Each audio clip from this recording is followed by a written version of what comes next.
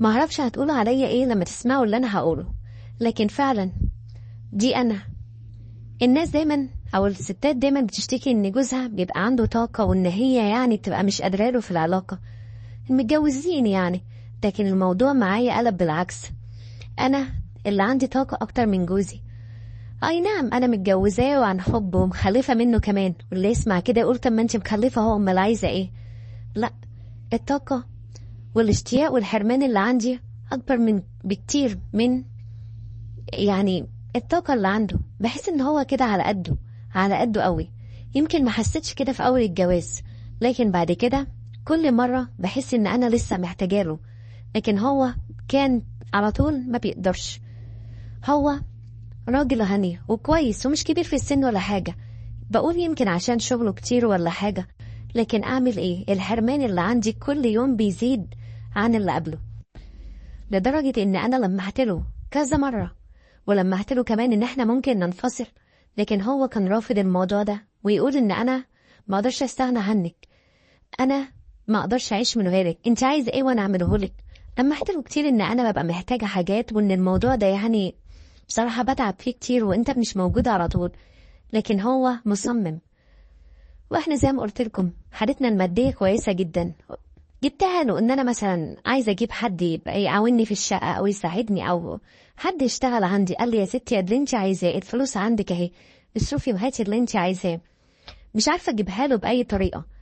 لكن هو رافض موضوع الطلاق، لدرجه ان انا الطاقه بتاعتي بتخلص على النت، او يعني بحاول ان انا اخلصها وفرهد نفسي على النت. زي ما انتوا فاهمين يعني ان افلام والحاجات اللي بتيجي على النت، بفرهد نفسي عشان ما افكرش في الموضوع ده ولا افكر في اي حاجه تانية.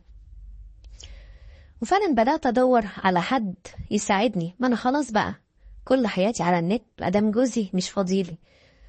جبت واحدة، عملت إعلان وجبت واحدة اسمها عفاف، متجوزة وكويسة باين عليها بنت حلال. قلت أما أجربها، وإيه المشكلة، ما أنا فلوس جوزي كتيرة وهو كمان حارمني من حاجات كتيرة، خلاص بقى. وجت واشتغلت، طلعت كويسة وبنت حلال، وحتى عشرية بتقعد تتكلم كتير وكده. وأنا بصراحة كنت بحب أسمعها. هي متجوزة بس لسه بخلفتش، يعني بتقول عشان ظروفهم المادية على قدهم. جوزها شغال يعني اليوم بيومه.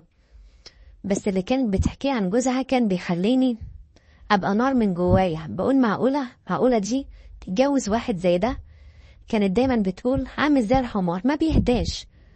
قلت لها ازاي يعني؟ بتقول يعني عايز ليل ونهار. قلت لها ودي حاجة تزعلك؟ قالت لي يا مدام مش كل حاجة الموضوع ده، في حاجات أهم بكتير.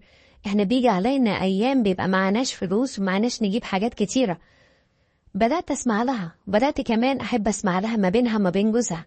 بدأت أجرجرها في الكلام، وبدأت أقول لها طب احكي لي يعني إيه بيبقى عامل إزاي. بتقولي أولا هو مش طبيعي، كمان يعني زي ما مش قادرة أقولها لك يعني الحجم، يعني مش قلت لها مش طبيعي إزاي. أنا مسكت في الكلمة ديت ولقيت جسمي مش على بعضه. قالت لي زي ما أنا قلت لك يا مدام، عامل زي الحمار بالظبط، في أي وضع وفي أي مكان عايز على طول. وأنا بصراحة ما كنتش بقدر له. هو بيجي مهدود طول اليوم، بيلف على رجله وبيشتغل، لكن ما بيهموش، عايز كل شوية، وأنا ما كنتش بقدر له. بصراحة المواضيع اللي كانت بتحكيها كانت بتسخني، وكنت دايما بتخيل نفسي مكانها، واقعد أقول ما كانش يقع في إيدي واحد زي ده. بس فعلا مفيش حد بياخد كل حاجة. وفي مرة كنت محتاجة حد يعني للجنينة وكده، قلت لها بقول لك ايه، ما تشوفي لنا جنايني كده يجي يظبط لنا الجنينة، ان شاء الله يجي يوم في الاسبوع او يومين. قالت طب هقول لك يا مدام، جوزي يعرف يعمل اي حاجة، انت عارفة جوزي يوم او يوم لا في الشغل. انا بصراحة اول ما قالت لي كده قلت فرصة اشوف بقى البطل اللي هي بتحكي عليه.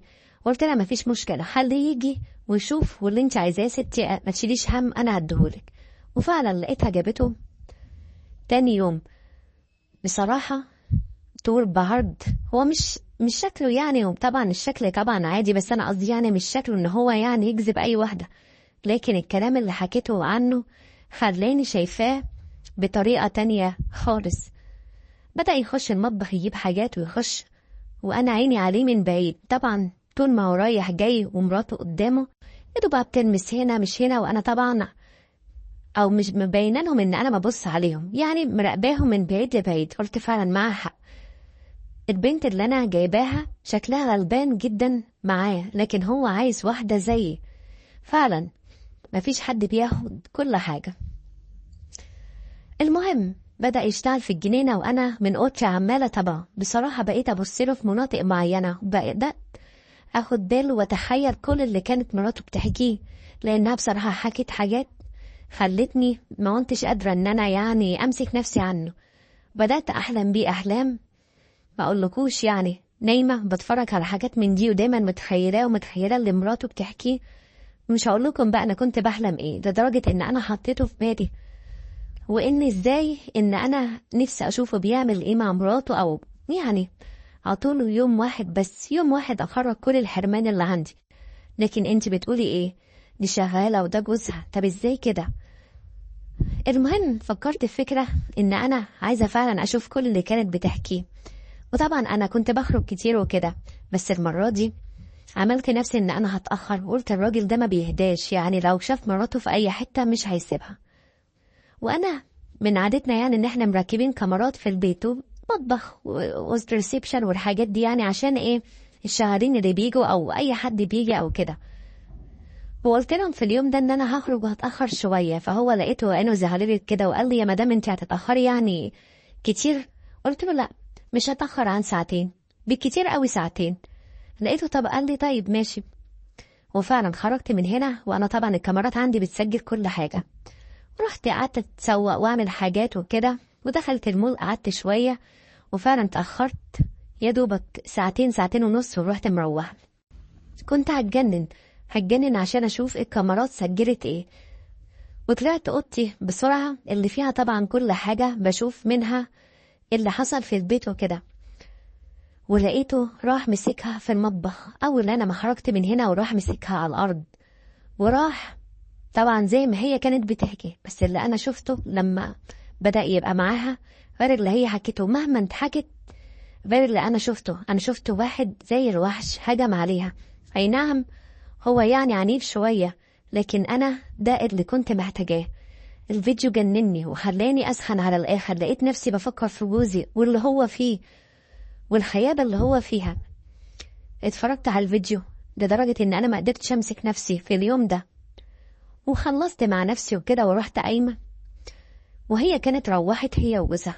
الفيديو بصراحة تعبني. بعد ما ارتحت وكده لقيتها يعني افتكرت الكلام اللي كانت بتقول ان مفيش حد بياخد كل حاجة، اللي بياخد حاجة بياخدها على بعضيها. يعني جوزي اي نعم كده، بس ما ماهوش فلوس، ما بيجيب لناش اكل بارد، ما بيتحركش يجيب اكل ولا فلوس نصرف منها. في المقابل انا جوزي تعبان وصحته على قده، لكن مش محليني عايزة اي حاجة. كريم وسايب لي الفلوس على راحتي ومديني كل حاجة. وفعلا لقيت نفسي بفكر تفكير تاني، ان انا لازم ارضى باللي انا فيه. جوزي اي نعم صحته، وان انا محتاجة حاجة اكتر من كده، لكن فعلا مش كل واحد بياخد اللي هو عايزه. ورديت باللي ربنا كاتبه لي،